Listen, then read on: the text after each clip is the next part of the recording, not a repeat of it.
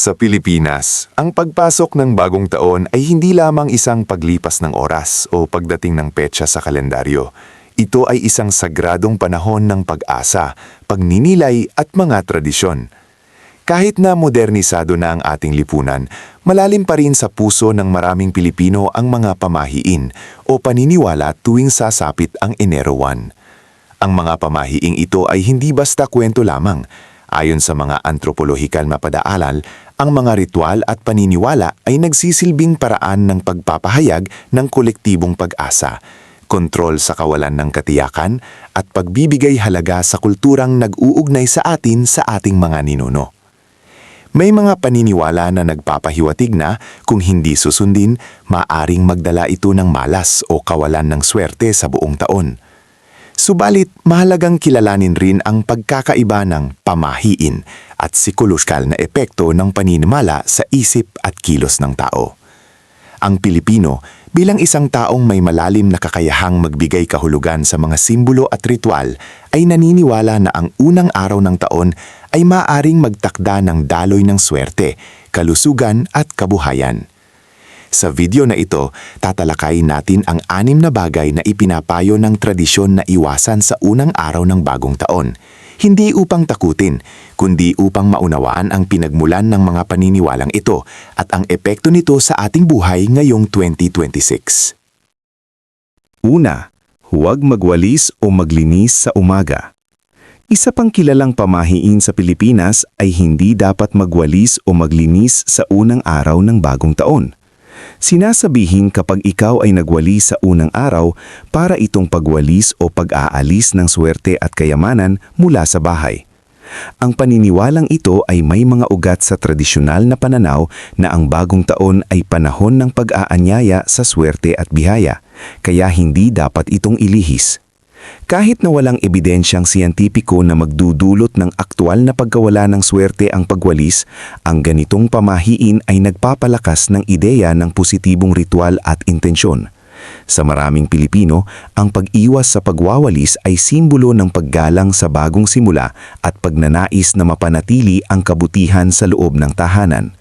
May mga antropologikal na pag-aaral na nagsasaad na ang mga ritual na ito, bagamat walang konkretong mekanismo sa agham, ay tumutulong sa pagbuo ng kolektibong pag-asa at positibong pananaw. Sa halip na literal na isipin na mawawala ang swerte dahil sa pagwalis, maaari natin itong tingnan bilang isang metapora para sa pagpapanatili ng kabutihan at pag-iwas sa mga padalus-dalus na aksyon sa simula ng taon.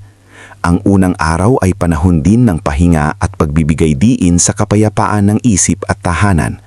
Kaya sa halip na magwalis agad-agad, maaari mong pag-isipan muna ang iyong mga layunin at intensyon para sa taong 2026 at saka maglinis sa mas angkop na oras.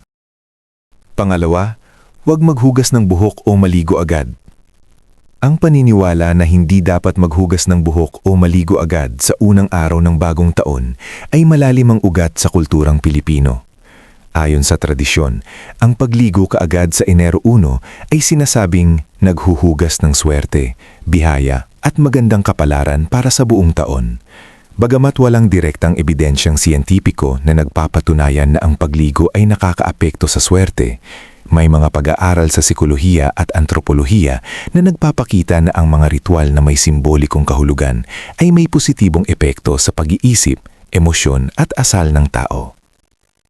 Ipinapakita ng research sa behavioral psychology na ang mga ritual, kahit walang pisikal na epekto, ay nakakatulong magbigay ng pakiramdam ng kontrol, kapanatagan at malinaw na intensyon sa simula ng isang bagong yugto. Sa sosyolohiya naman, ang sabayang pagsunod ng komunidad sa tradisyon ay nagpapalakas ng ugnayan ng pamilya at kolektibong identidad. Kaya para sa marami, ang hindi pagligo agad ay hindi simpleng pamahiin, kundi sandali ng pagbagal at pagninilay. Mayroon ding praktikal na paliwanag. Ayon sa health studies, ang biglaang pagligo, lalo na sa malamig na oras ng umaga, ay maaaring magdulot ng stress response sa katawan, partikular sa matatanda o may sensitibong sirkulasyon. Kaya ang pagpapahinga muna, pagdarasal at pasasalamat bago magsimula ng araw ay may benepisyo rin sa kalusugan. Sa pagpasok ng 2026, maaari nating tingnan ang paniniwalang ito bilang paalala. Magsimula ng taon ng may malasakit, malinaw na isip at payapang puso, sapagkat dito tunay na nagmumula ang swerte ng buong taon. Kung nanonood ka pa rin ng video na ito at nakakatulong sa iyo ang mga impormasyong ito, paki-comment ng numero 2 sa ibaba para malaman kung nandito ka. At kung hindi ka pa nakasubscribe, inirerekomenda kong mag-subscribe ka at i-on ang bell notification para hindi mo makaligtaan ang mga susunod na videos. Ang iyong suporta ay tumutulong sa amin na makagawa pa ng magagandang content para sa iyo. Ngayon, magpatuloy tayo. Pangatlo, iwasang manghiram o mangutang sa unang araw. Isa sa pinakakilalang pamahiing tuwing bagong taon sa kulturang Pilipino ay ang pag-iwas sa panghihiram o pangungutang sa mismong unang araw ng taon. Ayon sa paniniwala ng mga nakakatanda, ang manghiram ng pera, bigas, asin o kahit simpleng gamit sa Enero 1 ay simbolo ng kakulangan, parang pag-anya ng utang at problema sa buong taon. Bagamat ito'y itinuturing na pamahiin, may mas malalim itong kahulugan na sinusuportahan ng makabagong pananaliksik sa sikolohiya at behavioral economics. Ipinapakita ng mga pag-aaral na ang fresh start effect, ang ideya na ang bagong simula tulad ng bagong taon ay nagbibigay ng mas malakas na motibasyon para magbago, ay epektibong nagtutulak sa mga tao na magtakda ng mas maayos na layunin, lalo na sa aspeto ng pera. Kapag sinimulan mo ang taon na hindi nangungutang, mas tumitibay ang mindset ng kasapatan, kontrol at responsibilidad. Ayon sa mga eksperto sa personal finance, ang ganitong mental framing ay nakakatulong upang mabawasan ang impulsive spending at mapalakas ang disiplina sa pag-iipon.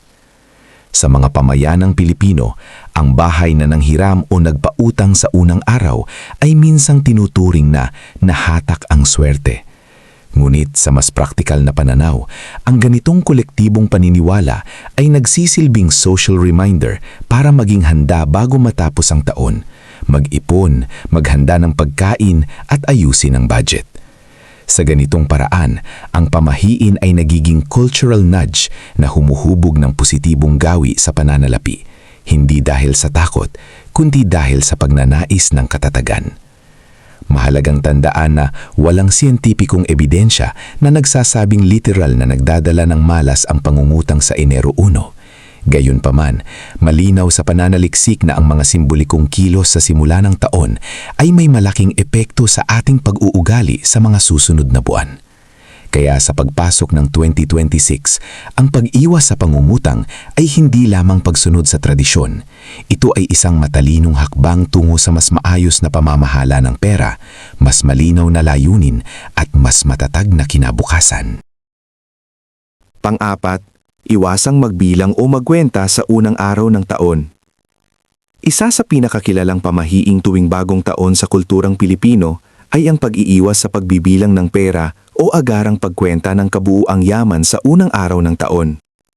Ayon sa matatanda, kapag sinalubong mo ang taon na agad nakatuon sa eksaktong bilang ng iyong pera, para mo na ring ipinapahiwatig ang takot sa kakulangan na maaaring humantong umano sa paglabas ng swerte at tuloy-tuloy na gastusin sa buong taon. Sa tradisyonal na pananaw, ang unang araw ay simbolo ng daloy at pagbubukas, hindi ng paghihigpit o pagkabahala sa material na bagay. Kung susuriin sa lente ng modernong pananaliksik, may makikitang lohika sa likod ng paniniwalang ito. Ayon sa mga pag-aaral sa sikolohiya at behavioral economics, ang labis na pagtuon sa pera, lalo na sa simula ng isang mahalagang yugto, ay maaaring magdulot ng stress, scarcity mindset at impulsive decision-making. Ipinapakita ng research na kapag ang isang tao ay nagsisimula ng taon na kalmado ang isipan at hindi agad binabalot ng financial anxiety, mas nagiging malinaw ang pagdedesisyon at mas positibo ang pananaw sa mga oportunidad. Hindi nangangahulugang bawal ang pagiging responsable sa pera, kundi may tamang oras para rito. Dagdag pa rito, ipinapakita rin ng mga pag-aaral tungkol sa rituals at cultural practices na ang pansamantalang pag-iiwas sa ilang gawain, tulad ng pagkwenta ng pera, ay nagbibigay ng psychological reset. Nagiging simbolikong pahinga ito mula sa pressure ng pang-araw-araw na obligasyon. Sa halip na numero, inuuna ang koneksyon, sama-samang pagkain, pagdarasal at pagbabahagi ng pag-asa sa pamilya. Ang ganitong gawain ay napatunayang nagpapataas ng emotional well-being at sense of security na mahalaga rin sa pangmatagalang financial stability. Sa pagpasok ng 2026, maaari nating tingnan ang pamahiing ito hindi bilang takot sa malas, kundi bilang paalala ng balanse. Ang yaman ay hindi lamang nasusukat sa dami ng pera, kundi sa linaw ng isip, tibay ng loob at lalim ng ugnayan sa kapwa. Kapag inayos muna ang puso at pananaw sa unang araw ng taon, mas nagiging handa tayong harapin ang mas malalaking biyayang darating. Kung nanonood ka pa rin ng video na ito at nakakatulong sa iyo ang mga impormasyong ito, paki-comment ng numero 4 sa ibaba para malaman kung nandito ka.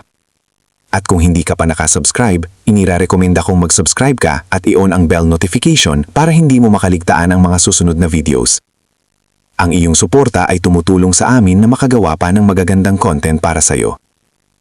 Ngayon magpatuloy tayo. Pang-5. Iwasan ang pagtusok o pagsugat ng katawan. Isang kilalang pamahiin sa kulturang Pilipino tuwing bagong taon ang pag-iwas sa anumang uri ng pagtusok, paghiwa o pagsugat ng katawan sa unang araw ng taon. Kabilang dito ang simpleng pagpuputol ng kuko, paggamit ng matatalim na bagay sa kusina o kahit maliliit na aksidenteng maaaring magdulot ng sugat.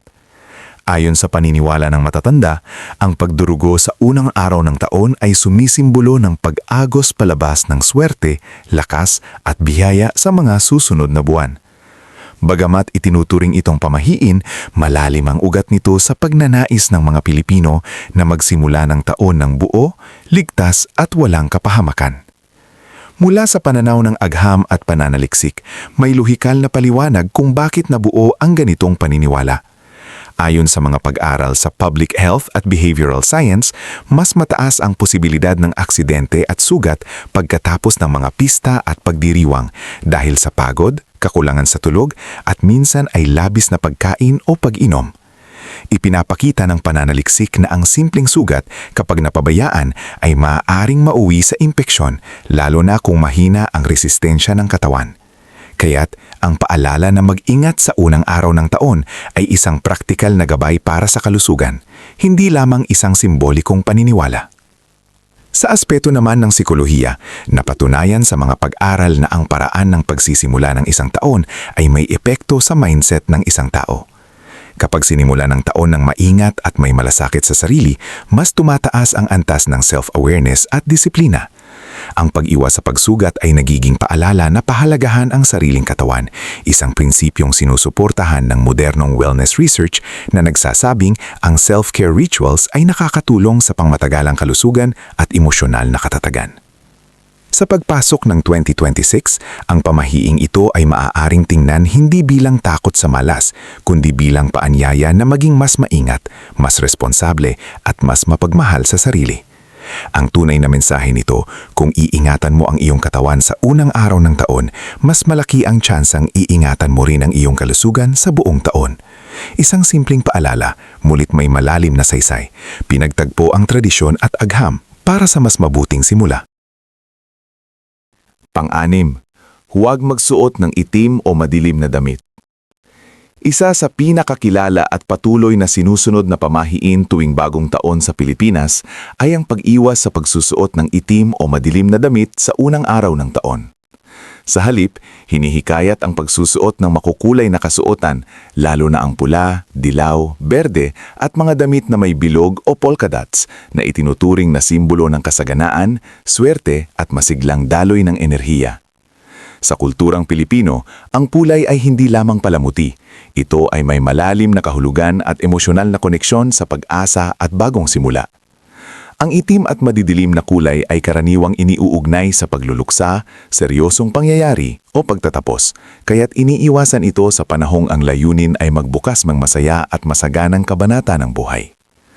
May kaugnayan ang paniniwalang ito sa color psychology, isang larangan ng sikolohiya na sinusuportahan ng maraming pag-aaral sa larangan ng behavioral science at marketing. Ayon sa mga pananaliksik, ang maliwanag at maiinit na kulay tulad ng pula, kahel at dilaw ay may kakayahang magpataas ng enerhiya, kumpiyansa at positibong damdamin. Habang ang madidilim na kulay ay maaaring magdulot ng mas tahimik, seryoso o minsan ay malungkot na emosyon.